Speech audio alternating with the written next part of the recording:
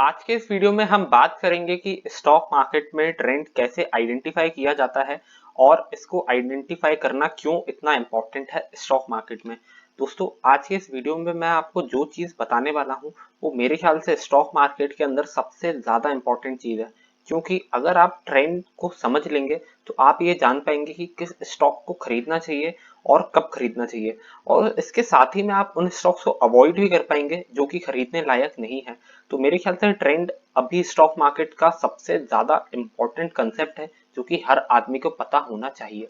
तो चलिए सबसे पहले हम समझ लेते हैं कि ट्रेंड होता क्या है। ट्रेंड कुछ नहीं है दोस्तों, सिंपली एक तरीके से हमें जनरल डायरेक्शन बताता है स्टॉक की। अब स्टॉक की जनरल डायरेक्शन बताता है, इससे मेरा मतलब ये है कि stock over the long term ऊपर की तरफ जा रहा है कि नीचे की तरफ जा रहा है, ट्रेंड हमें एक इसका आइडिया दे देगा। अब दोस्तों, इसको समझने के लिए हम एक छोटा सा एग्जांपल लेते हैं। यहाँ पे मैंने आपके सामने नंबर ऑफ स्मार्टफोन यूजर्स का एक डेटा लगा लिया है।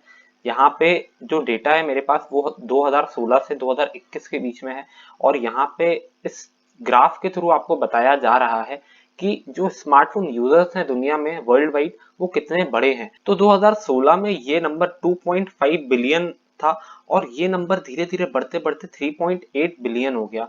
तो इस ग्राफ को देख के आप बहुत ही इजीली समझ सकते हैं कि जो स्मार्टफोन यूजर्स हैं वर्ल्ड वाइड वो बड़े हैं, और आप इस ग्राफ को देख के बहुत ही इजीली समझ सकते हैं कि आगे भी स्मार्टफोन यूजर्स बढ़ने वाले हैं, क्योंकि इस चीज का ट्रेंड अप है मार्केट में स्मार्टफोन्स अभी बहुत ज्यादा चल रहे हैं। तो आगे भी ऊपर जाने की प्रोबेबिलिटी बहुत ज्यादा बढ़ जाती है। तो दोस्तों, स्टॉक मार्केट में भी ऐसा ही होता है। अगर स्टॉक मार्केट में किसी स्टॉक का ट्रेंड अप है तो आगे फ्यूचर में उसका ट्रेंड अप होने के चांसेस और ज्यादा बढ़ जाते हैं। अब यहाँ पे दोस्तों हम एक दूसरा एग्जांपल देखते हैं। यहाँ पे मैंने एक कॉम्पैक्ट डिस्क का एग्जांपल लिया है। यहाँ पे आप देख सकते हैं कि जो सेल्स है सीडी एल्बम की वो किस प्रकार से बढ़ी है और किस प्रकार से घटी है। अब 1983 में ये सीडी का कंसेप्ट इंट्रोड्यूस हुआ था, और जब से ये कॉन्सेप्ट आया दोस्तों तब से आप देख सकते हैं कि जो सेल्स है वो बढ़ती चली गई, क्योंकि उस वक्त ये टेक्नोलॉजी बहुत नई थी। और सिंस 2000 ये जो टेक्नोलॉजी थी एकदम अप ट्रेंड में थी। लोग इसको खरीद रहे थे क्योंकि बहुत ही कॉम्पैक्ट थी साइज में और डेटा स्टोर करना आसान था। लेकिन 2000 के बाद पेन ड्राइव आई, क्लाउड जैसी टेक्नोलॉजी आई जो कि काफी एडवांस से कॉम्पैक्ट डिस्क से, तो इसका ट्रेंड डाउनवर्ड डायरेक्शन में जाने लगा, क्योंकि इससे भी अच्छी चीजें मार्केट में आ गई। तो इस एग्जांपल से मैं आपको ये बताना चाहता हूं दोस्तों कि किसी भी चीज का जो ट्रेंड है वो हमेशा फॉरएवर के लिए अप या डाउन नहीं हो सकता। हो सकता है कुछ टाइम के लिए स्टॉक का ट्रेंड अप हो फिर उसके बाद डाउन हो जाए। तो इस एग्जांपल से हम ये चीज बहुत ही बेहतरीन तरीके से समझ सकते हैं। तो ट्रेंड बदल भी सकता है। अगर किसी स्टॉक का ट्रेंड आज अप है तो कल डाउन भी हो सकता है दोस्तों। तो हमें इस चीज का ध्यान जरूर रखना चाहिए। अब यहाँ पे मैं आपको कुछ रियल एग्जांपल्स बता देता हूँ। अब ये जो चार्ट दोस्तों आप देख रहे हैं ये सफारी इंडस्ट्रीज का चार्ट है, और यहाँ पे मैंने वन डे चार्ट लगा लिया है। वन डे चार्ट से मेरा मतलब है कि वन डे में जो भी मूवमेंट होगा अप या डाउन, ये जो बार चार्ट है ये उसको रिकॉर्ड करेगा दोस्तों। अब यहाँ पे आप देख सकते हैं अपने चार्ट के ऊपर कि जो स्टॉक है वो ऊपर की तरफ जाए जा रहा है। यहाँ पे जो मैंने ट्रेंड लाइन ड्रॉ करी है ये इस मूवमेंट को बहुत अच्छे से दर्शा रही है। ये जो आप ग्रीन लाइन देख रहे हैं इसको मैं ट्रेंड लाइन बोल रहा हूँ। और दोस्तों, ट्रेंड लाइन एक बहुत ही बढ़िया मेथड है स्टॉक के ट्रेंड को आइडेंटिफाई करने का। अब यहाँ पे आप देख सकते हैं कि ये जो पॉइंट्स हैं, यहाँ पे ये एक पॉइंट है दोस्तों, ये एक पॉइंट है। तो ये सारे जो भी पॉइंट्स है दोस्तों इन्हें हम सपोर्ट पॉइंट्स बोलते हैं या डिमांड पॉइंट्स बोलते हैं। अब इस जगह पे डिमांड होती है स्टॉक की, स्टॉक को सपोर्ट मिल रहा है और यहाँ से स्टॉक्स ऊपर जा रहे हैं, इसलिए हम यहाँ पे इसको डिमांड जोन या सपोर्ट जोन्स बोलते हैं।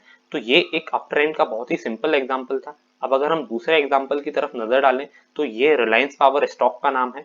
यहाँ पे वन मंथ चार्ट लगाया है, यानी कि जो भी अप एंड डाउन मूवमेंट होगा ये वन मंथ में जो भी हुआ होगा वो हम इस चार्ट में देखेंगे। और आप यहाँ पे देख सकते हैं कि ये जो ट्रेंड लाइन मैंने ड्रॉ करके रखी है उसको स्टॉक बहुत ही ब्यूटीफुली फॉलो कर रहा है। 2010 में रिलायंस पावर का स्टॉक प्राइस 180 रुपीज के आसपास हुआ करता था, और आज ये स्टॉक प्राइस जो है वो 4.55 रुपीज के आसपास है। अब अगर आपको ट्रेंड का नॉलेज नहीं होता और आप ऐसे स्टॉक को खरीद लेते तो आपकी वेल्थ तो एकदम जीरो ही हो जाती। इसी वजह से हमें ट्रेंड का नॉलेज होना बहुत जरूरी है। अगर हमें ट्रेंड का नॉलेज होगा तो हम समझ पाएंगे कि कौन से स्टॉक्स को खरीदना चाहिए और कौन से स्टॉक्स को नहीं खरीदना चाहिए। अब यहाँ पे मैंने आपको सफारी इंडस्ट्रीज का चार्ट दिखाया था।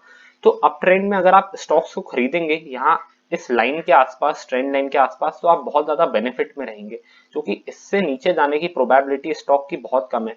तो हमें हमेशा अप ट्रेंड वाले स्टॉक को खरीदना चाहिए और डाउन ट्रेंड वाले स्टॉक्स को अवॉइड करना चाहिए। ऐसा हम बहुत ही सिंपल तरीके से समझ सकते हैं। अब ये जो तीसरा चार्ट है दोस्तों, ये पिडिलाइट इंडस्ट्रीज का चार्ट है। यहाँ पे मैंने 5 मिनट चार्ट यूज किया है, यानी कि 5 मिनट के जो भी टाइम फ्रेम में फ्लक्चुएशंस होंगे वो ये स्टॉक के प्राइसेस दर्शाएंगे। और आप यहाँ पे देख के समझ सकते हैं कि स्टॉक ना ही ऊपर जा रहा है ना ही नीचे जा रहा है, एक रेंज में है। आप यहाँ पे देख सकते हैं एक रेंज में चल रहा है स्टॉक। तो इस चीज को हम साइडवेज मूवमेंट बोलते हैं। तो दोस्तों अगर मैं ट्रेंड्स को क्लासिफाई करूं टेक्निकल एनालिसिस में, तो 3 टाइप के ट्रेंड होते हैं। पहला होता है अप ट्रेंड, जो मैंने आपको एग्जांपल दिखाया, दूसरा होता है डाउन ट्रेंड और तीसरा होता है साइडवेज ट्रेंड। यही 3 ट्रेंड होते हैं टेक्निकल एनालिसिस के अंदर। अब हम कुछ और लाइव एग्जांपल्स देखते हैं और इस चीज को और क्लैरिटी में समझने की कोशिश करते हैं। अब मैंने आपको जैसा फर्स्ट एग्जांपल में बताया था, यहाँ पे मैंने उस स्टॉक का चार्ट लगा लिया है एकदम लाइव। ये सफारी इंडस्ट्रीज लिमिटेड का चार्ट है और जो स्टॉक है वो ऊपर जाता जा रहा है, जाता जा रहा है। जो अपवर्ड डायरेक्शन है वो अप साइड में है। लेकिन दोस्तों ये एकदम रॉकेट की तरह ऊपर उड़ता हुआ नहीं गया। यहाँ पे कुछ समय ऊपर गया, फिर नीचे आया, फिर ऊपर गया, फिर नीचे आया, फिर ऊपर गया, फिर नीचे आया। तो कभी भी स्टॉक मार्केट में स्टॉक एकदम ऐसे ऊपर ही ऊपर नहीं जाएंगे। कभी आपको नीचे जाते हुए देखेंगे, कभी ऊपर जाते हुए देखेंगे, कभी 2% अप, कभी 5% डाउन। ये सारी चीजें आपको स्टॉक्स में देखने को मिलेंगी। लेकिन जो जनरल डायरेक्शन है, हमारा फोकस उसकी तरफ होना चाहिए। अब यहाँ पे दोस्तों मैंने ये जो ट्रेंड है वो ड्रॉ कैसे किया, आप वो समझ लीजिए। यहाँ पे जो मैंने ट्रेंड लाइन ड्रॉ करी, उसको ड्रॉ करते वक्त मैंने 2-3 चीजों का ध्यान रखा। तो सबसे पहले जो ट्रेंड लाइन अगर मैं अप ट्रेंड में ड्रॉ कर रहा हूं, तो मुझे ये सपोर्ट पॉइंट्स ढूंढने होंगे। सपोर्ट पॉइंट्स कुछ नहीं है, एक ऐसे पॉइंट होते हैं सपोर्ट पॉइंट जहां से स्टॉक के प्राइसेस ऊपर जाते हैं, क्योंकि स्टॉक की डिमांड हाई होती है। तो अगर मैं यहाँ से एक जनरल डायरेक्शन ड्रॉ करने की कोशिश करूं, तो मैंने सपोर्ट से अपना ये डायरेक्शन को ड्रॉ करना शुरू किया। स्टॉक ने अपना एक हाई बनाया इस पॉइंट पे, इसको मैं रेजिस्टेंस बोलूंगा। रेजिस्टेंस एक ऐसा पॉइंट होता है जहां पे स्टॉक की सप्लाई थोड़ी ज्यादा होती है। फिर यहाँ पे जो स्टॉक था वो एकदम ऊपर गया, हाई बनाया, फिर नीचे आया, और यहाँ से स्टॉक फिर ऊपर गया, फिर नीचे आया। तो एक तरीके से आप देख सकते हैं ये एक पैटर्न फॉलो कर रहा है।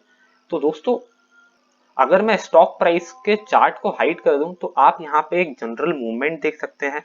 यहाँ पे जो स्टॉक है वो हायर हाईज और हायर लोज बना रहा है। हायर हाईज और हायर लो से मेरा मतलब है ये जो सेकंड लो आप देख रहे हैं, ये अपने फर्स्ट लो से थोड़ा सा ऊपर है, और ये जो थर्ड लो आप देख रहे हैं ये अपने सेकंड लो से थोड़ा सा ऊपर है। तो जो हर लो बन रहा है स्टॉक का, वो थोड़ा सा ऊपर ऊपर वाले लेवल पे बन रहा है। वहीं पे अगर हम इसको देखें, इस पॉइंट को जिसको हम रेजिस्टेंस पॉइंट बोल रहे हैं, तो यहाँ पे भी आप देख सकते हैं कि जो सेकंड वाला रेजिस्टेंस पॉइंट है वो फर्स्ट वाले रेजिस्टेंस पॉइंट से ऊपर है। इसी वजह से अप ट्रेंड में हमेशा हायर हाईज और हायर लोज बनते हैं। अब बात आती है कि खरीदने का सही समय कौन सा होता है अप ट्रेंड में। तो दोस्तों अप ट्रेंड में जब भी स्टॉक सपोर्ट के आसपास आए, तो वो बेस्ट टाइम होता है। हमें हमेशा ट्रेंड लाइन को ड्रॉ करते समय 2-3 चीजों का ध्यान रखना चाहिए। अब दोस्तों यहाँ पे जैसे मैंने ट्रेंड लाइन ड्रॉ करी, तो आप देख सकते हैं मैंने यहाँ पे एक सपोर्ट पॉइंट को चुना, इसको हम S1 बोलते हैं। ये वाला जो पॉइंट है दोस्तों, ये जो हाई बना इसको हम R1 बोलते हैं। अब ये जो दूसरा सपोर्ट पॉइंट मुझे मिला, इसको मैं S2 बोलूंगा, और ये जो चौथा पॉइंट है इसको मैं R2 बोलूंगा। तो दोस्तों ये 4 पॉइंट्स हमें चाहिए एक ट्रेंड को ड्रॉ करने के लिए, और यहाँ पे हमें हायर हाईज और हायर लोज होने चाहिए, यानी कि जो दूसरा लो है वो पहले लो के ऊपर ही होना चाहिए, और ऐसा ही हाईज वाले केस में होगा। जब ये कंडीशंस मीट हो जाएंगी तो एक परफेक्ट आपकी ट्रेंड लाइन बन जाएगी। और दोस्तों अगर आप ट्रेंड लाइन ड्रॉ करने में थोड़ी सी डिफिकल्टी फेस करते हैं, तो आपको मूविंग एवरेज का इस्तेमाल करना चाहिए। ये जो आप येलो लाइन देख रहे हैं, ये 50 दिन का मूविंग एवरेज है, यानी कि पिछले 50 दिन में जो भी प्राइस एक्शन हुआ है, 50 दिन का जो भी एवरेज प्राइस है, वो ये येलो लाइन आपको दर्शा रही है। तो अगर आप ट्रेंड लाइन ड्रॉ करना नहीं जानते हैं और आप चाहते हैं अपने लिए बेटर एंट्री पॉइंट्स को ढूंढना, तो आप मूविंग एवरेजेस का इस्तेमाल कर सकते हैं। मेनली 50 दिन और 200 दिन के मूविंग एवरेजेस का इस्तेमाल किया जाता है ऐसे ट्रेंड्स को आइडेंटिफाई करने के लिए। और यहाँ पे दोस्तों जो ट्रेंड की डिग्री है, वो 45 डिग्री के आसपास है। मतलब 30 टू 45 डिग्री का जो एंगल है वो हमेशा ट्रेंड फॉलो करना चाहिए। इसको आइडियल माना जाता है दोस्तों टेक्निकल एनालिसिस की भाषा में। अब अगर हम अपना दूसरा एग्जांपल देखें तो आप यहाँ पे देख सकते हैं मैंने जी लर्न लिमिटेड का चार्ट लगा लिया है। ये जो आप चार्ट्स देख रहे हैं दोस्तों ये कैंडल स्टिक पैटर्न है। अब ये चीजें बिगिनर्स को बहुत ज्यादा कॉम्प्लेक्स लगती हैं, तो मैं बिगिनर्स को ये एडवाइस करूंगा कि आप इस कैंडल स्टिक पैटर्न का यूज ना करें। भले ही इसको बहुत ज्यादा वाइडली यूज किया जाता है, लेकिन आप पहले समझे कि ट्रेंड क्या होता है, उसके बाद आप कैंडल स्टिक्स को यूज करना सीखें। यहाँ पे जब भी हम डाउन ट्रेंड को ड्रॉ करना चाहते हैं अपने चार्ट्स के ऊपर, तो हमें यहाँ पे रेजिस्टेंस पॉइंट को ढूंढना बहुत जरूरी है। ये जो पॉइंट है दोस्तों एक रेजिस्टेंस पॉइंट है, ये जो पॉइंट है दोस्तों एक रेजिस्टेंस पॉइंट है। तो ऐसे पॉइंट्स हमें ढूंढने चाहिए। और यहाँ पे अगर मैं इसको ड्रॉ करूं इसके पैटर्न को डाउन ट्रेंड के, तो आप यहाँ पे देख सकते हैं कि जो स्टॉक है वो लोअर हाईज और लोअर लोस बनाता हुआ जा रहा है।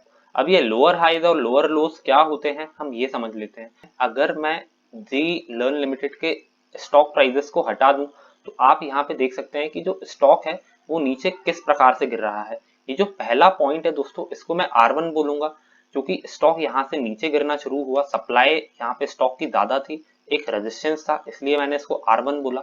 यहाँ से स्टॉक नीचे गिरता हुआ गया, इस पॉइंट को सपोर्ट लिया, फिर स्टॉक ऊपर की तरफ आया, यहाँ पे वापस से रेजिस्टेंस था, सप्लाई ज्यादा थी तो स्टॉक नीचे गिर गया।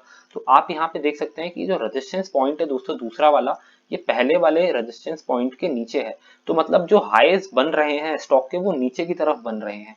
और ये जो लोज भी आप देख रहे हैं, ये जो दूसरा वाला लो है ये अपने पहले वाले लो के नीचे है। तो that's how you identify up trend और down trend in a stock.